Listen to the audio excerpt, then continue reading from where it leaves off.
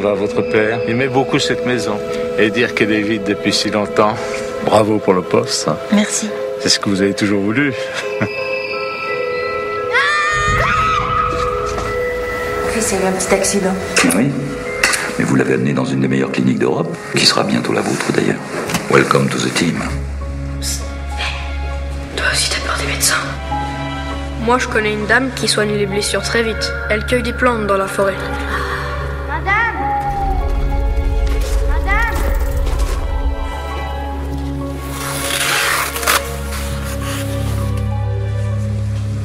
Qu'est-ce que vous lui avez fait? C'est moi qui vous le demande. Moi j'ai juste mis un peu de bétadine, c'est tout. De toute évidence, la plaie n'était pas si grave que ça. Ah si, les chairs étaient déchirées, elle était profonde. Elle a mis des plantes sur ma blessure. Elle? La femme de la forêt a été attaquée par un médecin d'ici. Il est très dangereux. La seule chose qui peut l'arrêter, c'est un grand Geralt. C'est une espèce de couteau très tranchant. Mais c'est quoi ce bordel? Qu'est-ce que...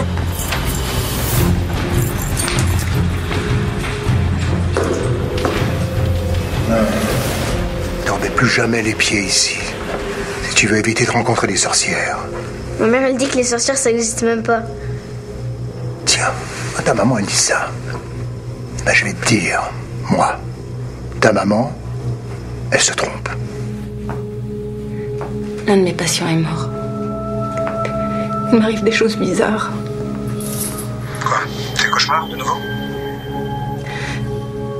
Ça empire. Ça m'arrive maintenant même quand je suis réveillée. C'est un dossier ultra confidentiel, Max. C'est pas la première fois qu'on préserve l'anonymat pendant un examen. Mais cette fois, c'est impératif.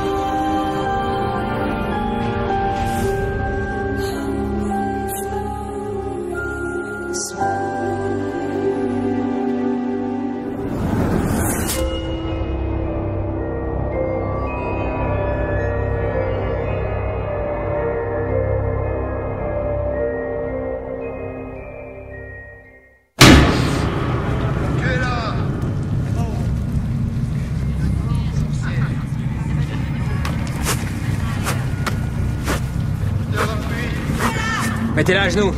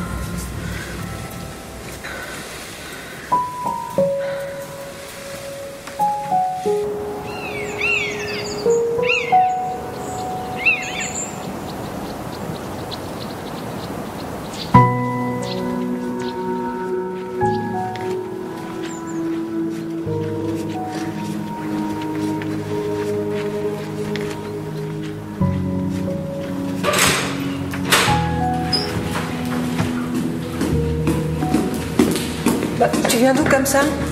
Je suis allée me promener. Bah, depuis quand tu te balades tout seul le matin? Depuis qu'on vit à la campagne. Préviens-moi la prochaine fois, si ça ne te dérange pas. C'est quoi ça? C'est pour l'école.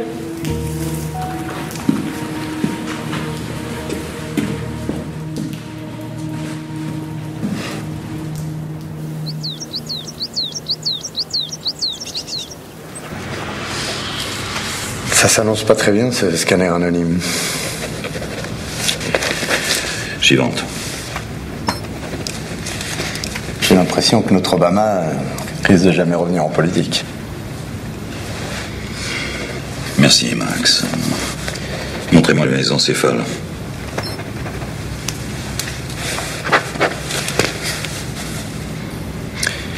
Vous pouvez disposer.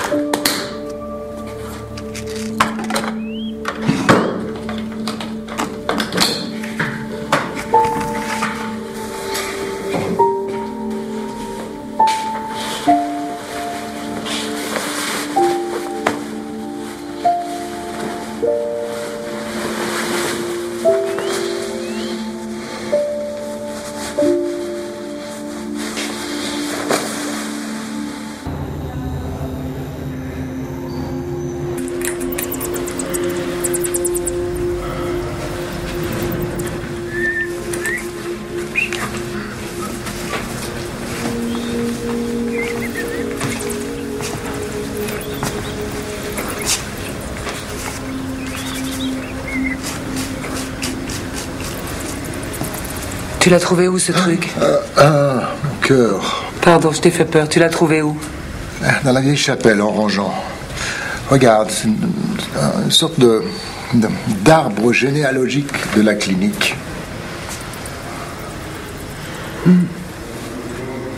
T'as entendu parler du scanner anonyme? Max m'a rien dit de plus et jure qu'il a rien vu. Non, non. Elle est toxique, ta plante. Non, mais attends, quoi? Tu l'as pas mangée? Non, je me suis préparé une tisane avec. Mais tu n'as pas fait une tisane avec? Pas celle-ci.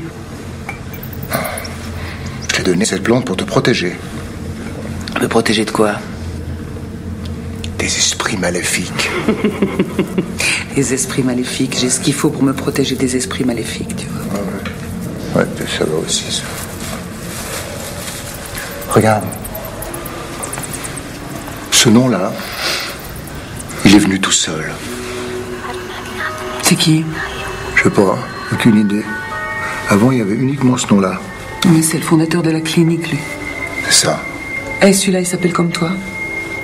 Oui, c'est mon ancêtre, Joseph Dubois. Il était médecin aussi? Il assistait le docteur Dick dans son combat contre l'ignorance. Un type formidable. C'était un chasseur de sorcières, quoi.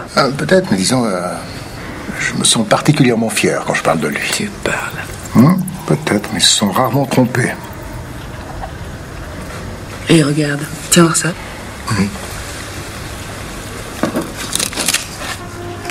Comment ça se fait qu'elle soit là, elle? La nouvelle doctoresse. Je t'ai déjà dit, ce coin est hanté, il y en a partout. Il y a quelque chose avec cette femme. Quelques jours après son opération, un de ses patients s'est mis à parler roumain, d'un coup, alors qu'il connaissait absolument pas la langue. Il a dit qu'il avait un message pour elle. Ah bon? C'est elle qui a vu que ma tisane était toxique, sans même l'avoir reniflée. Oh, alors ça n'avait pas besoin de lumière pour savoir. C'est pas une plante à infuser. Hein. Je te dis qu'elle est différente. Son fils avait une blessure profonde qui s'est guérie en quelques heures. Son fils. Ah ouais, une petite peste. Hein. Bon, faut que j'y retourne. Ouais. Et... Ciao. Voilà.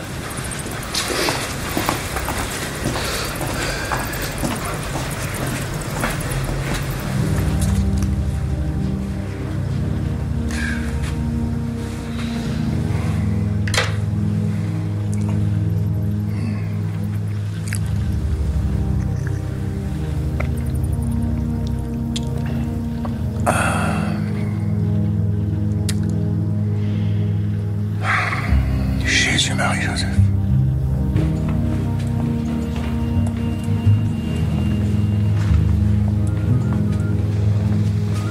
Tu veux venir jouer à cache-cache avec nous? J'ai pas vraiment le temps. Vous l'avez mis où, mon patient? Dans la salle 2. Merci. Salut Emma, ça va? T'es prête pour ton scanner? Mon bras se remet à picoter. Ça veut dire que c'est bientôt ton anniversaire? On y va?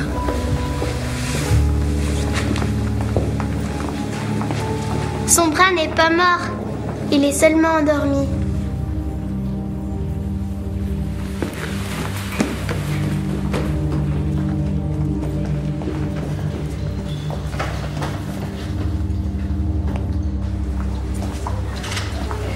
Ça a commencé ce matin. Dites-moi quand ça aura cessé de vibrer. Et maintenant?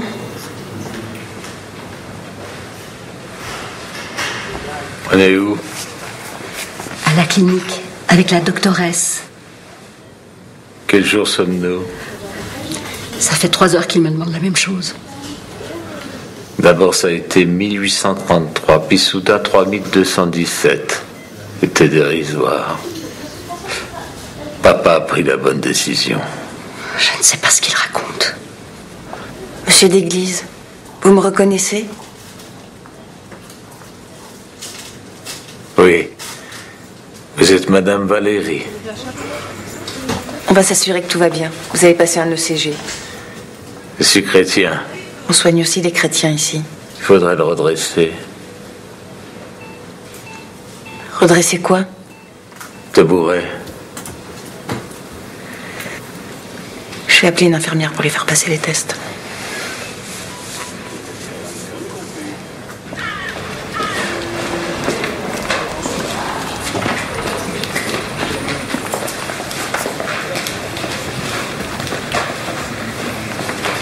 Salut, ça va?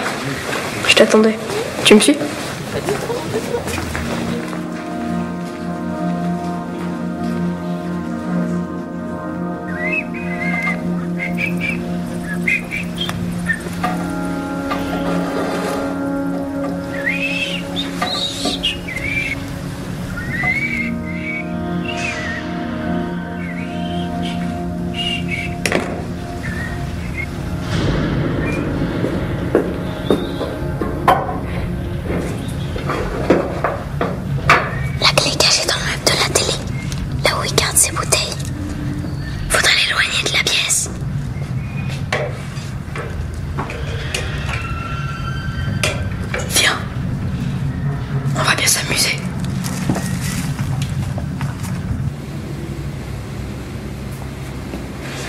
Quel âge a le patient?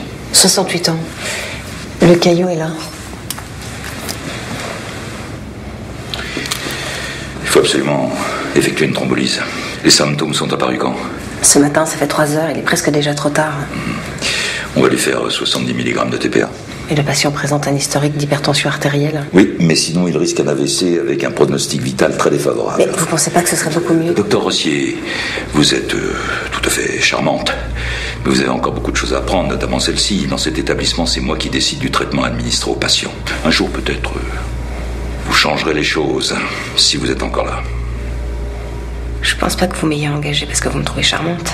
Sachez que je comprends votre désarroi quand un jeune médecin, une femme de surcroît, ose vous tenir tête. Je vous suggère, en ma qualité de consoeur, de prendre quelques calmants.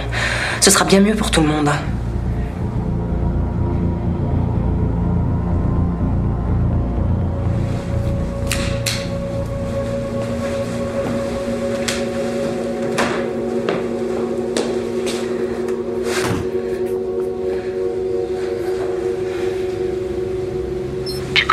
Tu savais qu'il était difficile. Oui, mais pas à ce point. Faut que tu te fasses ta place petit à petit, sans le bousculer. Je comprends pas pourquoi il m'a fait venir. Il y a quelque chose qui tourne pas rond. Écoute, t'as encore 2 ans à tenir. Il faut que je te laisse. Ok, ciao. Salut. Tiens. Tu voulais nous voir. On l'a fait au dîner quand on s'est revus. Vous avez changé. Et comment va Sylvie? Je sais pas. Vous n'êtes plus ensemble? Je préférerais pas qu'on en parle, si ça te dérange pas. Il était venu juste pour m'apporter la photo? Non. Docteur Rossier. Si. Docteur Rossier, le scan de la petite Emma est prêt. Merci, j'arrive. Bon ben, faut que j'y aille.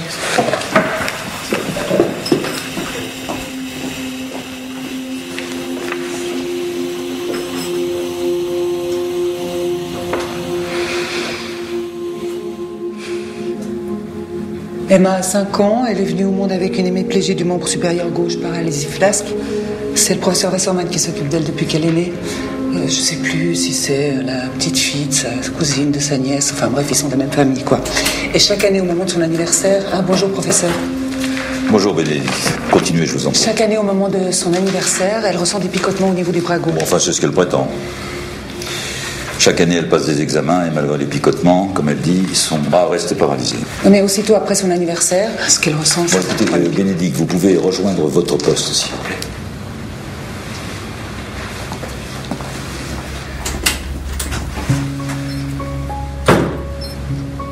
Que montre l'IRM du bras? Il n'y a aucune anomalie à ce niveau-là. La myéline est normale, le statut ostéotendineux et vasculaire sans particularité. Pas d'altération cérébrale non plus. Pourquoi son bras ne bouge pas? Quelque chose nous échappe. Non, docteur Rossier, rien ne nous échappe. Il s'agit d'un phénomène psychosomatique, voilà tout.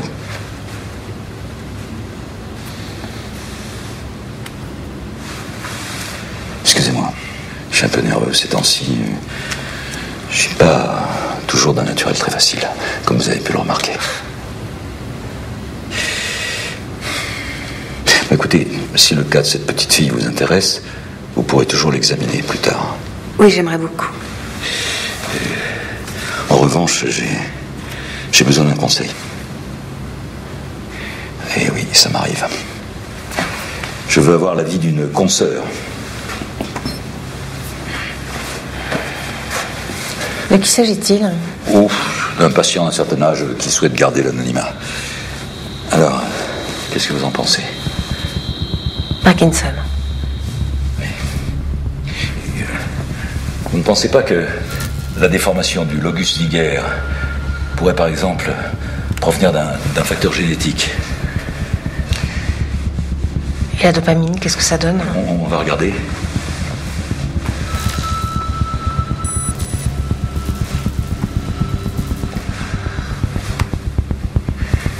Le taux est beaucoup trop bas. Je pense qu'il n'y a aucun doute. Tenez. Voilà, ce sont des clichés beaucoup plus récents.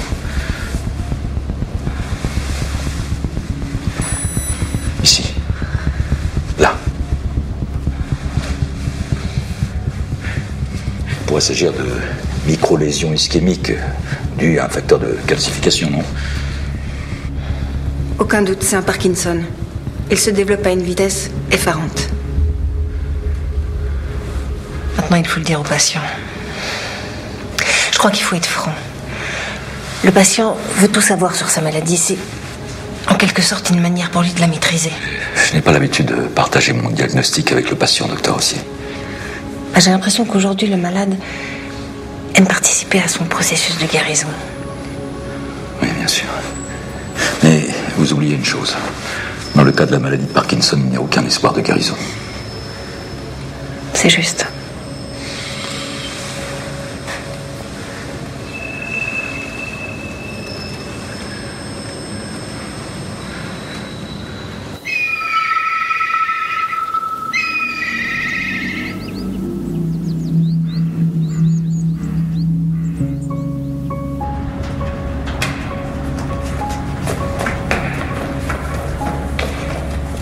C'est celui-ci.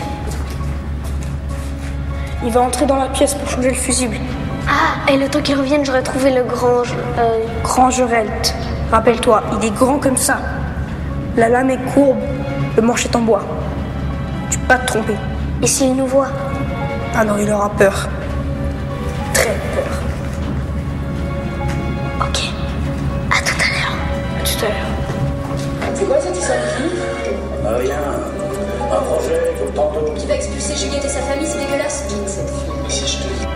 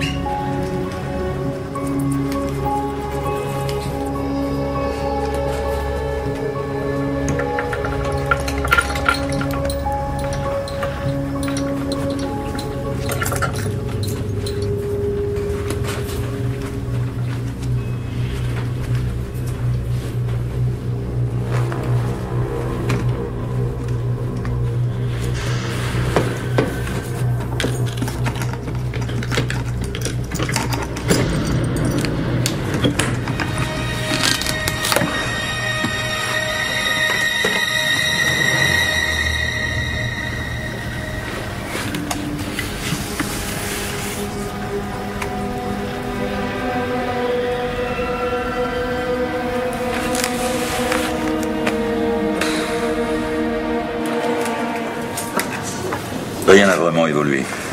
Les derniers examens sont formels. La paralysie du bras reste inexpliquée, je suis désolé. J'aimerais avoir un deuxième avis médical. Encore? Docteur Rossier. J'arrive. Merci. Ça nous aiderait peut-être à comprendre ce qui se passe. Docteur Rossier, j'expliquais à Virginie que vous souhaitiez examiner sa fille. Le docteur Wasserman la suit depuis 5 ans et je vois pas la nécessité de changer de praticien. Je vous propose simplement un deuxième avis. Il s'agit d'un cas singulier. Mais figurez-vous que ma fille n'est pas une bête de cirque. Non. J'ai jamais pensé une chose pareille. J'aimerais simplement lui faire un examen neurologique. Elle en a subi bien assez comme ça. Et son bras reste paralysé. D'un point de vue strictement médical, il n'y a aucune raison. Virginie, le docteur Rossier est un médecin très compétent. Tu peux lui faire confiance. Ok. Bien. Merci.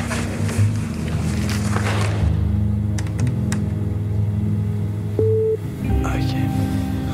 Tout est parfaitement normal.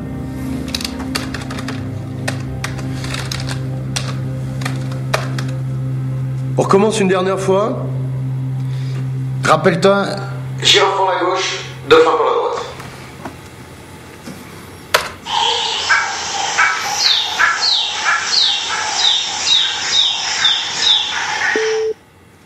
Tout est parfaitement bien. On a fini. Merci. Emma. Emma, merci Emma. T'as été fantastique. Bouge pas, je viens te chercher.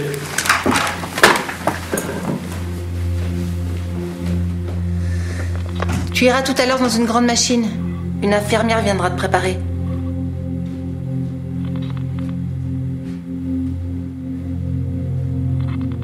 Viens, c'est juste là à droite. Un jour, ils vont nous séparer. Ma sœur n'en voudra pas. Et toi, qu'est-ce que t'aimerais? Ça doit être triste d'être seule. Oui, c'est vrai. Qu'est-ce que c'est que ça? Vous parliez à quelqu'un? Je parlais juste à la sœur de la petite. Mais comment? Vous avez touché quelque chose, hein? Non, je parlais juste à sa sœur. Bah oui, mais ce truc, il va pas s'enclencher tout seul. Et toi, qu'est-ce que t'aimerais? Oui, c'est vrai.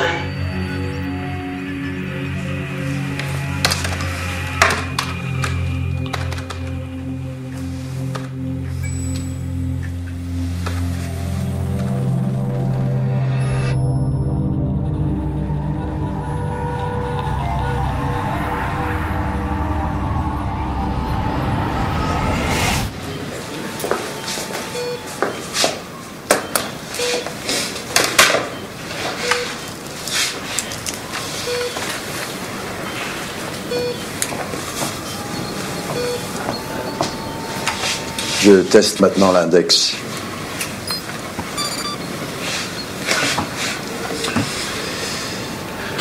Le cerveau perçoit parfaitement les stimuli.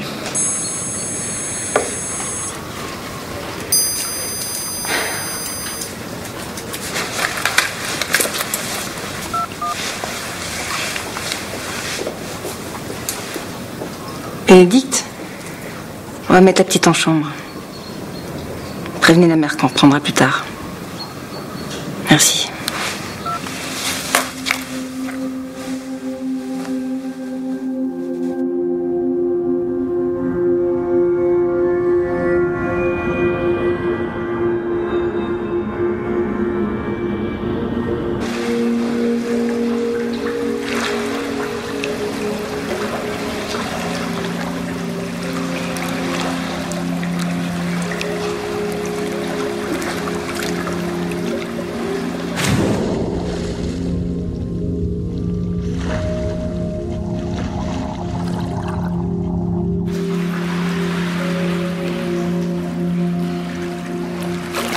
C'est toi l'amphibien? Tu t'attendais à quelqu'un d'autre? Elles sont au bac? Ouais, c'est pour l'entraînement. Je dois apprendre à évoluer dans la pénombre. La lumière du casque, ça sert pas à grand chose quand t'es sous l'eau. Tu veux essayer?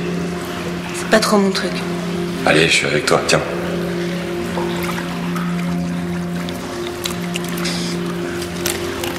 Voilà. Moi, je vais te guider. Après, je te lâche. Puis après, tu dois me retrouver, ok?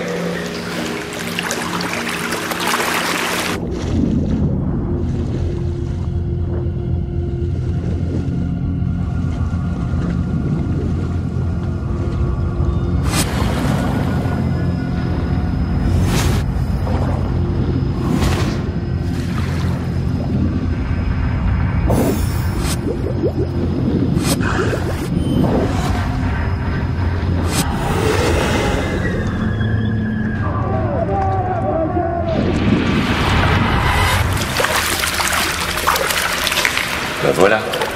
L'obscurité, c'est pas trop mon truc. Bah tu crois que c'est l'obscurité, mais c'est pas vraiment le cas. Si t'es bien concentré, bien détendu, dans les grottes, tu peux ressentir des choses. Tu peux même retrouver la sortie. Je suis sûr que notre cerveau a des pouvoirs qui nous échappent complètement. Tu vas me trouver un peu ridicule avec ce que je raconte. Non, non. En même temps, je sais pas trop. T'es jamais venu dans le puits qui est sur la propriété de ma famille? Le puits? Le puits de la sorcière. Ça fait des années que je rêve d'y descendre. Ah bon? Bah oui, il doit y avoir un tas de trucs intéressants à l'intérieur. Ouais, sûrement. Peut-être je pourrais venir. Ouais, si tu veux.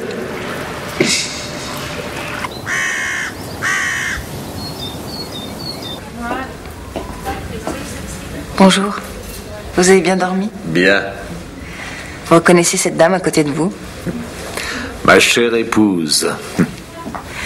Vous avez quel âge?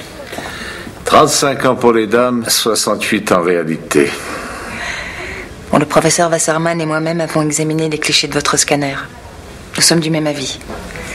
Vous allez encore rester avec nous en observation, Et si tout va bien, vous sortirez dans quelques jours. Je suis content que ce soit vous qui vous occupiez de moi. J'ai toujours pensé que vous aviez le coup avec les malades.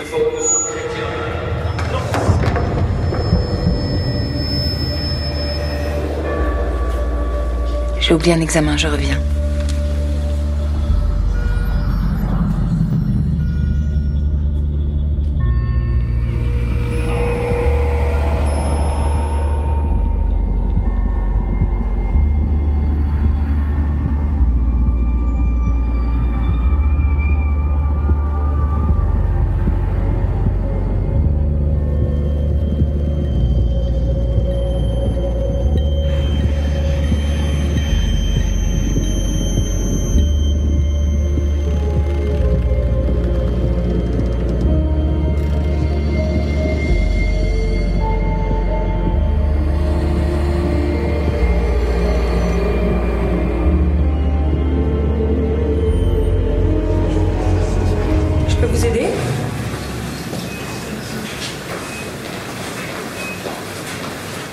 Tout va bien?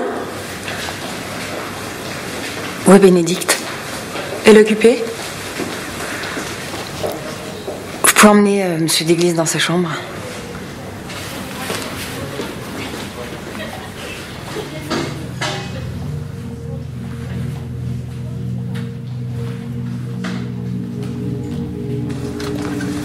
Là, on va juste vous transférer dans votre chambre.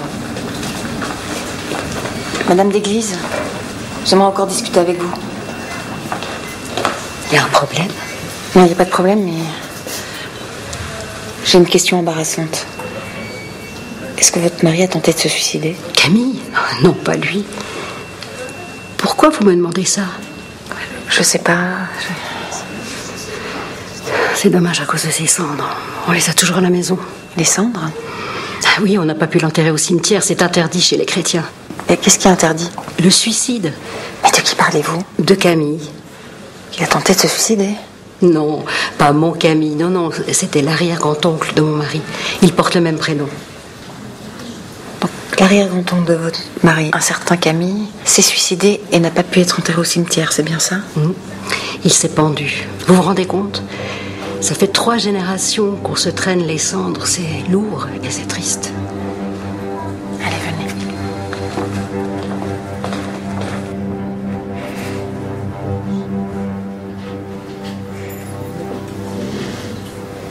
Oh, j'y arriverai jamais à ce problème. Parfois, on croit que les choses fonctionnent d'une certaine façon, mais il se peut qu'elles marchent autrement. Regarde, t'additionnes ça et ça d'abord. Bon, tu connais la réponse. Ouais, c'est fastoche en fait. Salut bonhomme, si jamais la petite Emma est réveillée. À tout à l'heure, mon chéri. À tout à l'heure.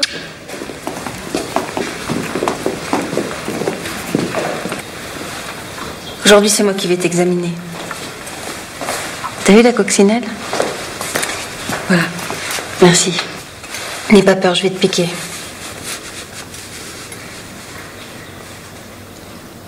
Tu sens quelque chose? Et là? Des fois, mon bras me chatouille. Raconte-moi. Le jour de mon anniversaire, ça me chatouille beaucoup. Ça me fait même rire. C'est trop bien. C'est comme s'il était mort, hein? Je dirais pas mort. Je dirais endormi. Et ta sœur, elle peut rentrer si elle veut. Qu'est-ce que vous dites? Je dis que sa petite jumelle, si elle veut rentrer, elle peut le faire. Elle s'appelle comment déjà? Occupez-vous de la petite. On va aller chercher une sucette. Viens.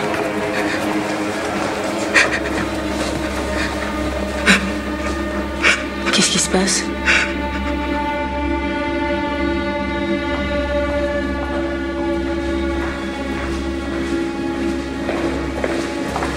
Ça va? J'ai quelque chose pour toi. Tu veux main gauche ou main droite? Droite. Raté. Tadam. Elle est jolie. Elle est lourde aussi. Je vais t'aider à l'ouvrir. Tiens. Tu veux garder le ruban pour tes poupées? Oui. Ça va aller, ta maman?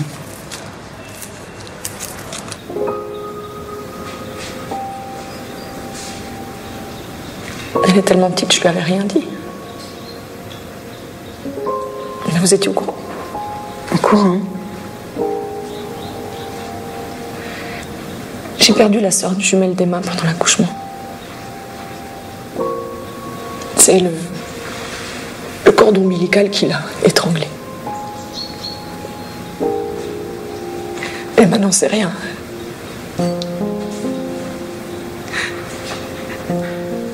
Son petit bras paralysé enlaçait sa sœur comme si elle ne voulait pas la laisser partir.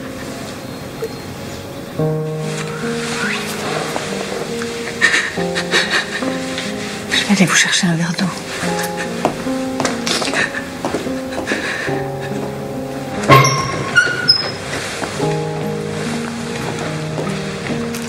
Bénédicte, vous pouvez vous occuper de Madame Menard? Mais oui. Merci. Ça va? Et maman? Elle va bien, elle est juste un peu fatiguée. C'est triste de perdre une sœur. Mais si elle a vraiment existé, peut-être qu'elle est là et qu'elle m'accompagne. Des fois, je la sens tout près de moi.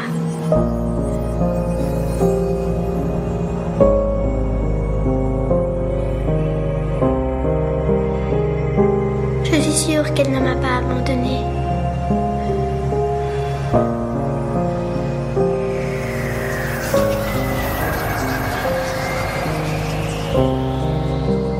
Peut-être.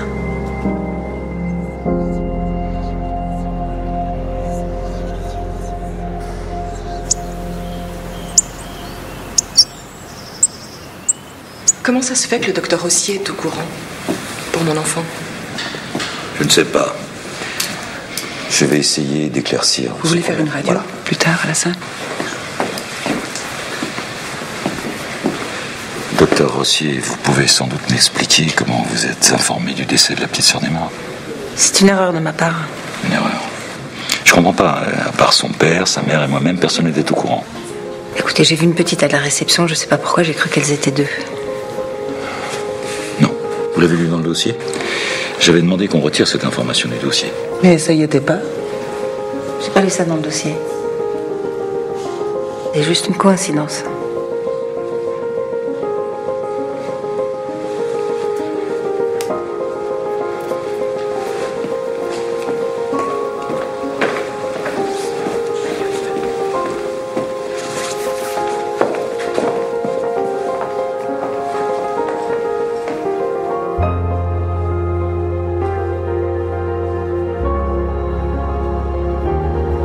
Vous vous rendez compte de ce que vous avez fait? Son bras n'est plus paralysé.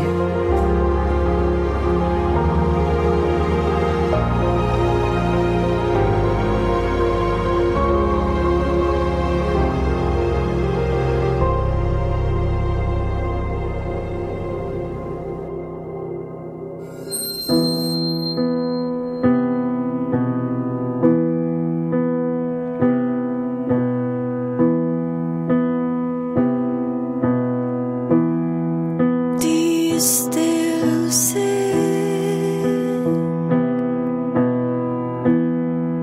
under the rain. Do you still cook when you feel pain? And when you're